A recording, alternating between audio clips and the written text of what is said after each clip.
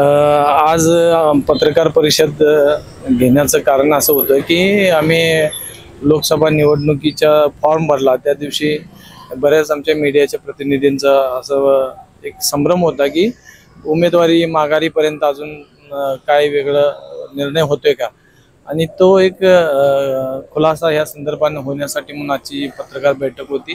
कारण ज्या दिवशी उमेदवारी अर्ज भरला त्या दिवशी आम्ही स्पष्ट सांगितलेलं होतं की आम्ही ज्या पद्धतीनं पक्षामध्ये काम केलं, जितकी 28 वर्ष आम्ही काम केलं, वेगवेगळ्या पदावर काम केलं, त्याचबरोबर गेली 1.5 वर्ष पक्षात या लोकसभा निवडणुकीची आम्ही तयारी करतो आहोत. आणि पक्षाकडून एकमेव मी उमेदवार होतो जो उघडपणे काँग्रेसचं तिकीट मागत होता. आणि ही सगळी परिस्थिती असताना आम्हाला उमेदवारी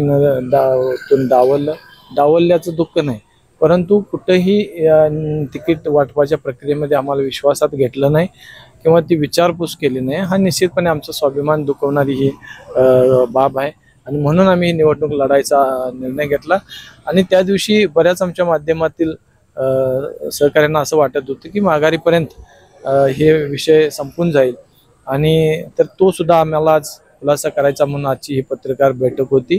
आणि तर पुढं जे मागं होतं तोच अनुभव कालपर्यंत आला. काल माघारीच्या शेवटचा दिवस होता आणि मी काल सकाळी 11 वाजेपर्यंत माझ्याशी कोणीही जबाबदार पदाधिकाऱ्याने पक्षाचा संपर्क केला नाही.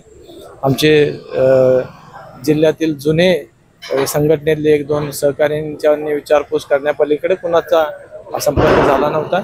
आणि त्यामुळे आता काल माघारीच्या 11 वाजेपर्यंत सकाळच्या आपल्याला संपर्क नाही, त्यामुळं आम्ही समजून गेलो आणि आमच्या संपर्काच्या कामाला आम्ही सुरुवात केली. आणि काल मी परत आमच्या संपर्क दौरा चालू होता. आणि काल ज्या भागात चालू होता तो आमचा दुर्गम थोडासा भाग असल्यामुळे थोडं नेटवर्क कमी होतं, तरी पण मी 3 वाजता कलेक्टर ऑफिसला चिन्ह वाटपासाठी आलेलो होतो. आणि हे सगळं या निमित्तानं परत एकदा स्पष्ट झालं की आमच्यासारख्या सर्वसामान्य कुटुंबातील कार्यकर्ता जो काम करतो त्याच्या योग्यतेला कुठं ना कुठं तरी समजून घेतलं जात नाही. आणि आपण ही निवडणूक अजून लढवण्याचा जो आमचा निर्णय आहे तो आणि खंबीरपणे ही निवडणूक लढवण्याने सामोरं जायचं आम्ही ठरवलं.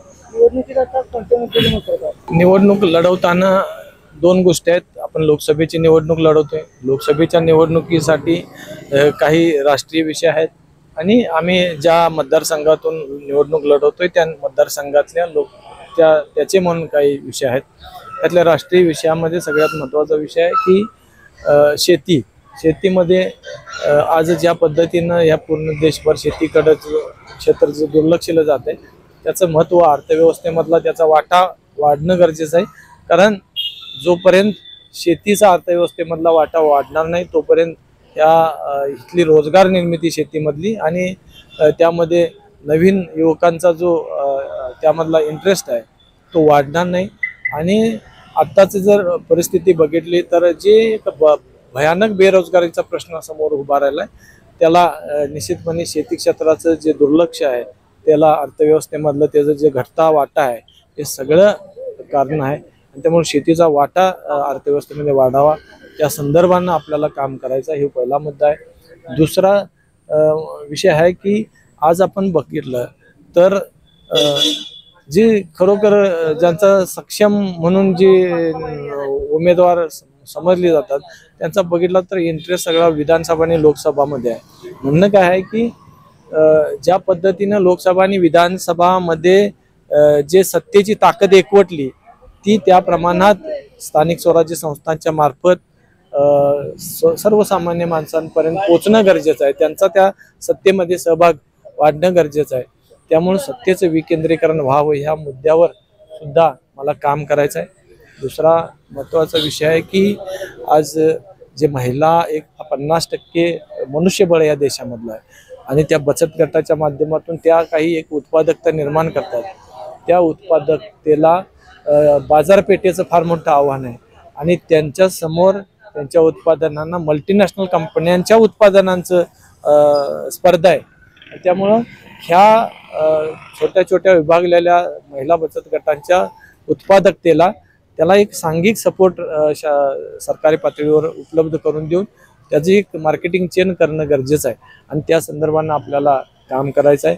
आणि ह्याच पद्धतीनं आज सर्वसामान्य माणसाचे जे आर्थिक आरोग्याचे प्रश्न आहेत किंवा त्यांच्यासमोर जे शैक्षणिक प्रश्न आहेत, त्यांच्या मुलांचे बेरोजगारीचे जे प्रश्न आहेत, ह्या सगळ्या विषयावर एक सांघिक आपल्याला काम करायचं आहे. हे राष्ट्रीय मुद्दे झाले. आणि जे आमच्या कोल्हापूरच्या विषयी जर बोलायचं झालं तर कोल्हापूरमधले जे आमचा दैवी नैसर्गिक साधन संपत्तीचा देणं आहे आमच्या कोल्हापूरला, इथला ऐतिहासिक धार्मिक जो वारसा आहे, या सगळ्याचा विचार केला तर अजूनही पर्यटन व्यवसाय इथला जो आहे तो राष्ट्रीय आणि आंतरराष्ट्रीय पातळीवरचा दर्जाचा कसा करता येईल ह्या संदर्भानं जे पावलं उचलायला पाहिजे त्या संदर्भानं आम्हाला काम करायचं आहे. आणि त्याचबरोबर आज आमच्या कोल्हापूरच्या सगळ्यामध्ये पुराचा एक फार मोठा गंभीर प्रश्न निर्माण व्हायला लागला आहे आणि त्या पुराच्या प्रश्नापासून एक योग्य सुटकारा आपल्या ह्या सगळ्या नागरिकांचा आणि शेती क्षेत्राचा व्हावा या दृष्टीनं काही व्यवस्थितपणे पावलं उचलणे गरजेचं आहे. त्या दृष्टीनं आम्हाला काम करायचं आहे. आणि ह्याचबरोबर कोल्हापूरचं जे मधलं जे टॅलेंट आहे, जे विद्यार्थी आहेत किंवा इथलं शैक्षणिक सुविधा आहेत याचा विचार केला तर IT क्षेत्राला फार मोठा स्कोप आहे आपल्या इथं. आणि आज जे IT हब आहेत देशातले, बेंगलोर, पुणे आणि हैदराबाद, ह्याला कोल्हापूर एक सेंट्रलाइज लोकेशन आहे. त्यामुळे इथे एक फार मोठा IT क्षेत्राचा आपल्याला डेव्हलपमेंट करण्याला वाव आहे. त्या दृष्टीने आम्हाला काम करायचं आहे. आणि अशा सगळ्या मुद्द्यांवर निश्चितपणे आम्हाला काम करून ह्या लोकसभा निवडणूक लढण्याचं हे मूळ कारण आहे.